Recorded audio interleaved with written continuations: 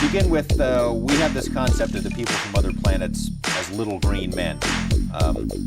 Are they green from what you know? Are they all the same?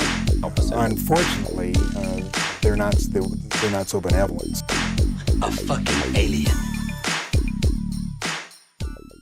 What's good? Welcome here at 51 here with your host Jimmy. Another day in the jungle. Give us a like, subscribe, and also become part of our community here in Golden Era Boxing.com. And hit a comment below. All right, so let's get to this video real quick. For many years, I've been hearing nothing but hate against Terence Crawford. I really don't understand where is this coming from. Terence Crawford, I know when I was watching him in 135 and 140, there was a lot of fighters who did not want to fight him. Mikey Garcia being one of them.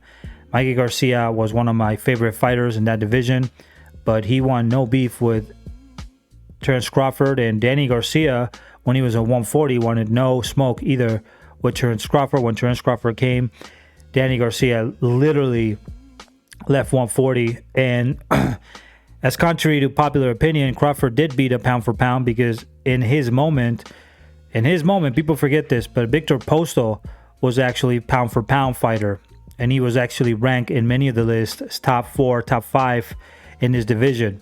Okay, these are facts.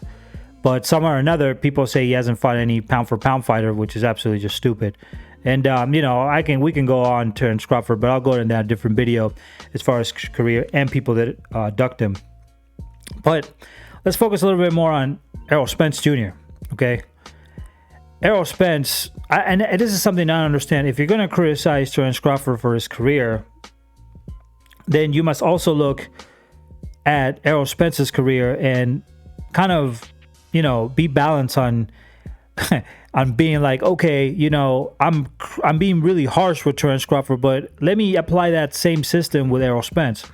And the funny part about that is, when he fought Chris Algieri, Chris Algieri was a 140 feather fist. This guy had no power whatsoever, and he fought Errol Spence. I thought that was a garbage fight, to be honest. I thought that fight was garbage during that time. He then fought Leonard Bundu, but Leonard Bundu was, like many people say nowadays, the leftover of Keith Thurman. He was already like 42 when he fought Leonard Bundu, and Keith Thurman, had beat him 2 years prior. So Leonard Bundu was not this wasn't that great in my opinion. But Errol Spence beat an old man, and suddenly this guy is already like, oh my gosh, watch out for Errol Spence. Watch out for Errol Spence. Interesting. He fought fighters too, like Carlos Ocampo, which was,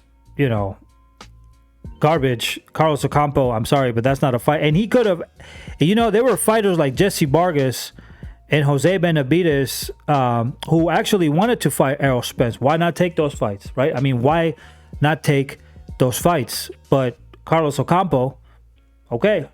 I know Jesse Vargas said that he wanted to fight Errol Spence. He had no problem. Jesse Vargas has always been a pit bull. He's always fought everybody. He was supposed to never ducked anybody. He had very dangerous fighter. Why Errol Spence didn't take that fight, right? Interesting. Then he fights Lamont Peterson. And Lamont Peterson was pretty much an old Lamont Peterson. He got destroyed after that fight with Errol Spence with Sergey Lipinets, who I think put a better beatdown than Errol Spence.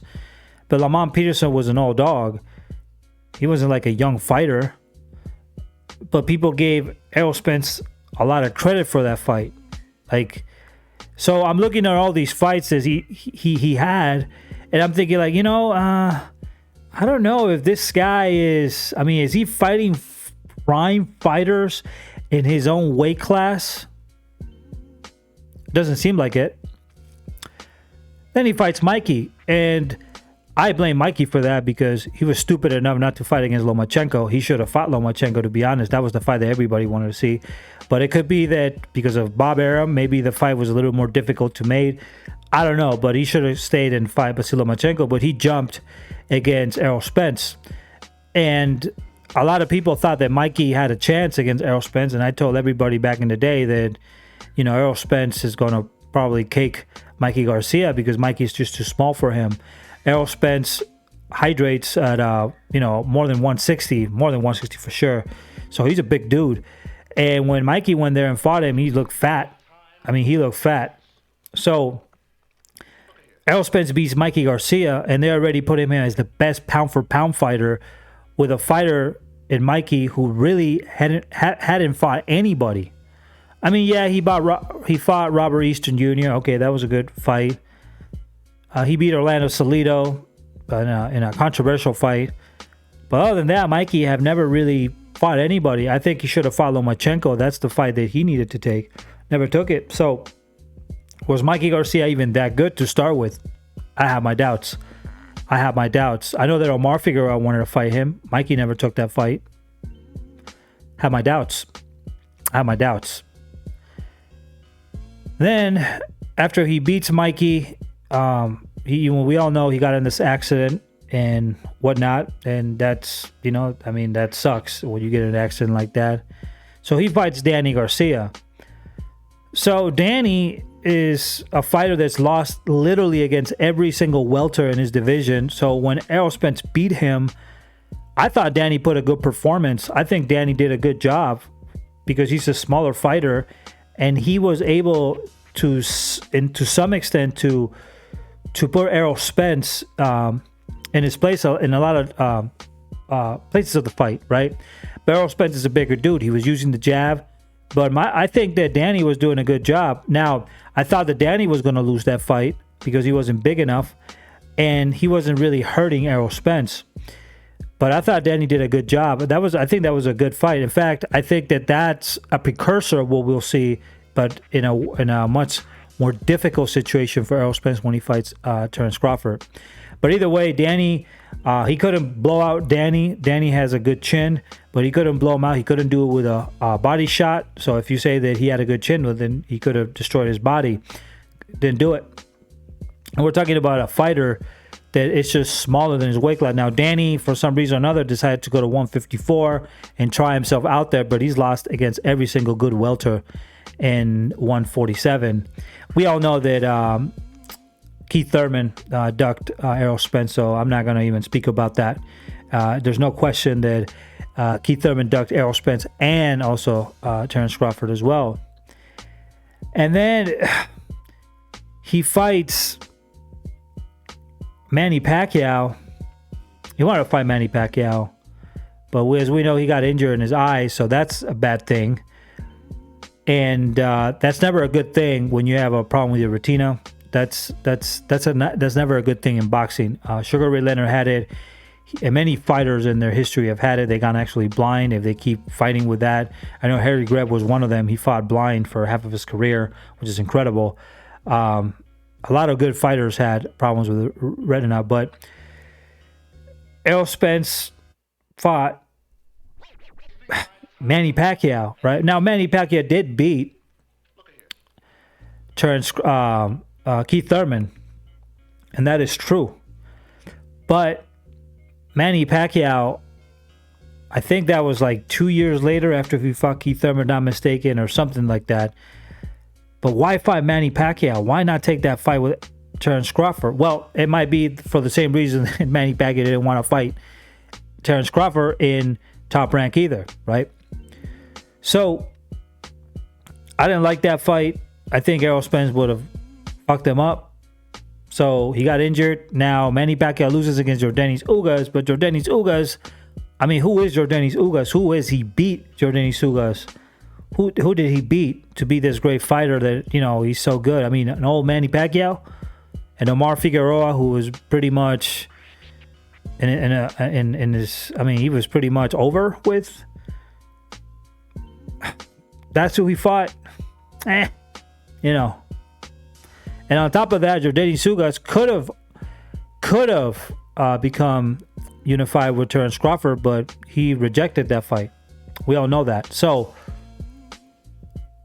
Errol Spence's career, when I look at it, I mean, yes, it's okay, but I don't see anything special. I don't see a Fulton there. I don't see a Stefan Fulton. I don't see a Shakur Stevenson who's fighting young prime fighters. I see a dude that's beating fighters who are either coming up in weight, they're smaller than him, or they're pretty much in their retirement when they're about to go old. So I don't see anything special on this man. I'm sorry, I don't. And plus, on top of that, he's never been undisputed. He's never fought in a different weight class. So why is this guy so special? I see him personally like a Gennady Golovkin. Gennady Golovkin looked really strong. I mean, in certain fights, he beat certain fighters, Daniel Jacobs, whatever. Never gave him a rematch. But or Derechenko, which was a close fight. But what has he done? I mean, I give him credit for Kell Brook. I think that was... But let's go to Kell Brook. Let's look at the fight of Kell Brook. Actually, let's go to that fight. Kell Brook was ducking everybody. He actually ducked a fight with Jesse Vargas. That's what I'm telling you. That Jesse wanted with Errol Spence, but Errol Spence was quiet about that fight. But either way, Kell Brook goes, and I was in the Mayweather gym. We watched the fight in the Mayweather gym back in the day. I have it in my Facebook. He lost against Gennady Golovkin, which is a stupid fight to start with. I mean, why go up in weight against Gennady Golovkin? It's just stupid. You know, you can just fight people in your division. And not only that, but this is the first time he jumps 2 weight classes to fight, you know, this man. He jumps 2 weight classes to fight Kell Brook. Then he decides to defend his IBF championship after he gets his ass torn up, and goes down to fight Errol Spence in his next fight. And he has, in the IBF, you have to, you know, you can't be, there's a weight limit to when you can hydrate the day of the fight, because they're weighing you the day of the fight. Kell Brook was actually doing pretty well in the first half of the fight, but you could see he got tired. And people say, well, you know, Errol Spence was hitting him, that's why he was getting tired. Well, yeah, that's true. It could be true, but it also could be because the guy just went up 2 weight classes, and 2 weight classes a lot, and then decided to go down. That probably affected him as well in the fight. So what version of Kell Brook did Errol Spence really fight? Did he fight the version that was a 147 that beat Sean Porter, or did he fight a different version? Also, he got operated by his orbital bone as well. They put a titanium plate in his orbital bone. What version did he fight? What was the version that he fight? I got problems with that. So once again, when I look at a fighter like Shakur Stevenson, when I'm looking at a fighter like Stefan Fulton, I can see brilliance coming up. I can see fighters who are taking out every challenge. It's just coming up. And now Yun is fighting, let's say, Fulton, but Fulton is fighting everybody in his division. Everybody's ducking him. He's fighting prime fighters. I can say the same thing with Shakur Stevenson. I can see the same shit with Shakur Stevenson. I can say the same thing about Devin Haney. He's trying to fight everybody. He's fighting Lomachenko, but he wanted that fight a few years ago. And Lomachenko decided to go for his belt. When I see a fighter like Arthur Beterbiev, even though he's older, he's trying to fight everybody. He doesn't care the age. He'll take anybody. He never says no, and that's something that I like about Arthur Beterbiev.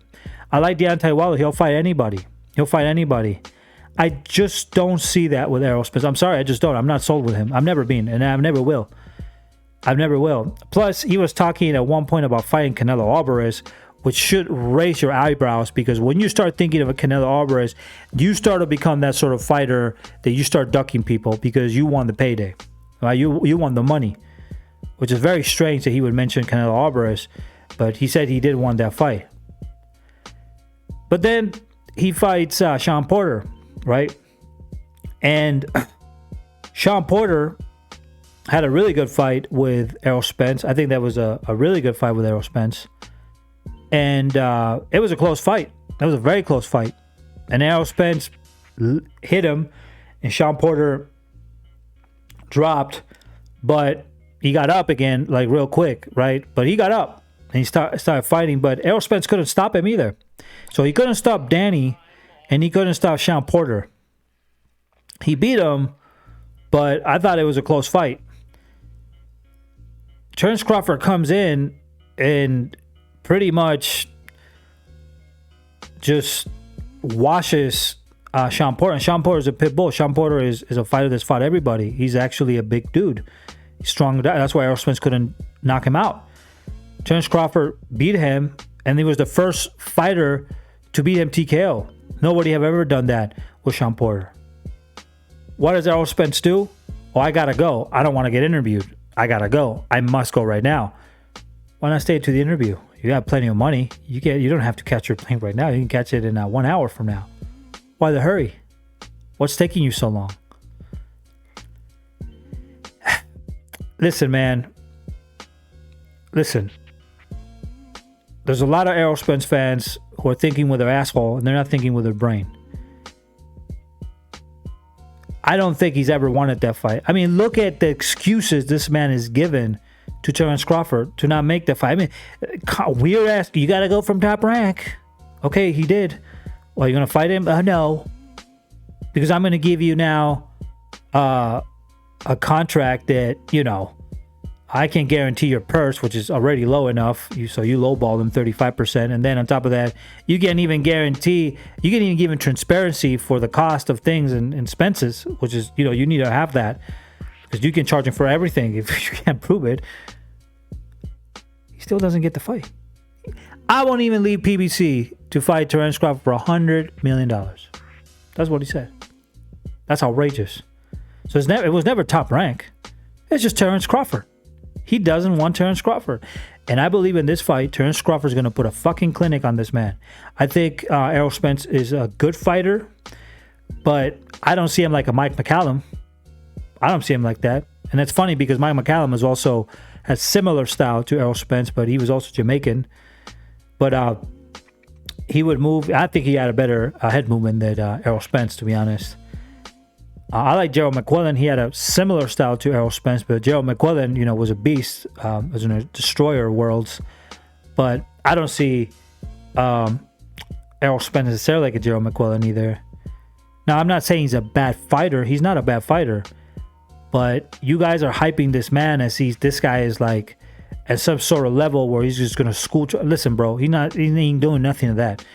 Terence Crawford's going to fuck him up. Terence Crawford is versatile. He knows how to move in. He knows how to move out. He knows how to shift his position. He knows how to switch his style when he needs to.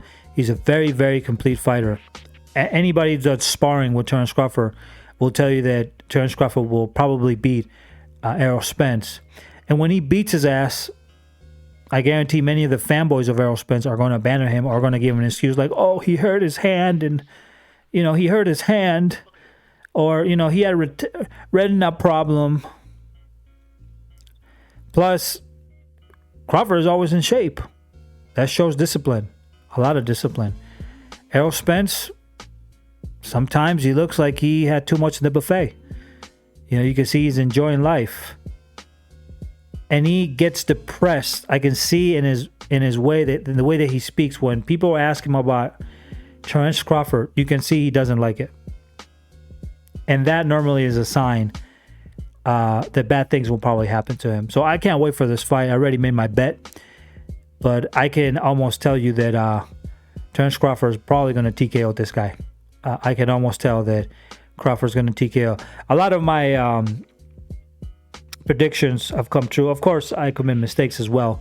But I can just tell that his style, Terence Crawford's style, it's just going to be a little bit too much for Errol Spence. I think Errol Spence is going to try something very different this time. And there's a reason why Terence Crawford, nobody wanted from PBC. Nobody wanted to fight him. Nobody wanted to fight him. Nobody stepped up. Oh, you say, he should have abandoned Top Rank. Listen, it's not a promotional shit. It's nothing to do with promotion. Somebody was signing a contract. The fighter has the last take. He's the one who decides whether he's going to take the fight or not. The promotional company can choose the fighters, but it's up to the fighter to sign the contract. And he must approve it. If he doesn't approve it, he's not going to fight him. And they have to look for a different fighter.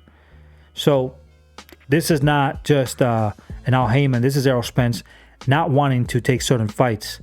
And,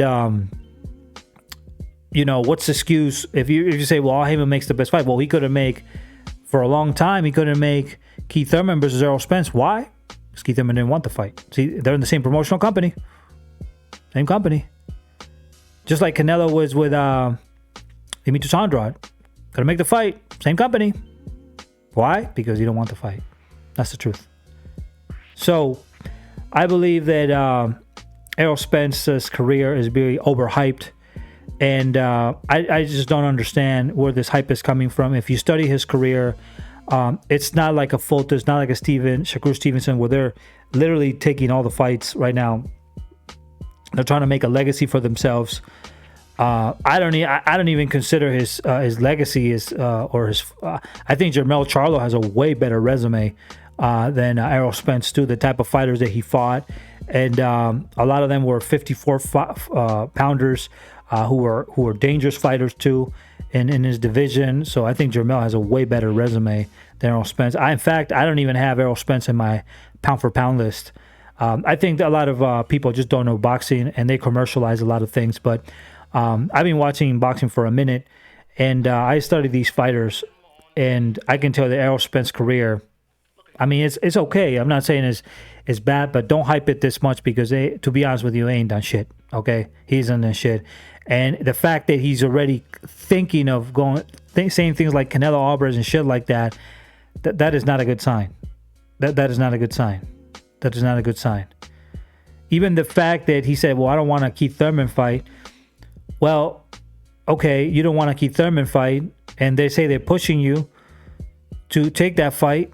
Well, you signed the contract, so if you fight Keith Thurman, it's on you. If you don't fight Keith Thurman, it's on you too. But you did want Keith Thurman for a long time. You say you forgot about him, whatever, but you did ask for that fight. So I don't know, man. And fighting him at 154, which I hope doesn't happen. I mean, that would be a very nasty thing if the day of the fight they announced that. I mean, it's gonna be funky. But yeah, I go with Terence Crawford. I know I know he's gonna beat the shit out of him. I know it. I can already tell, and I already placed my bet for it. So when it happens, I'll be making some money. All right, I'm gonna leave it like that. Deuces Cruces, give us a like here, and also subscribe to GoldenEyeBoxing.com for more news and stories. And to the next video. Peace out.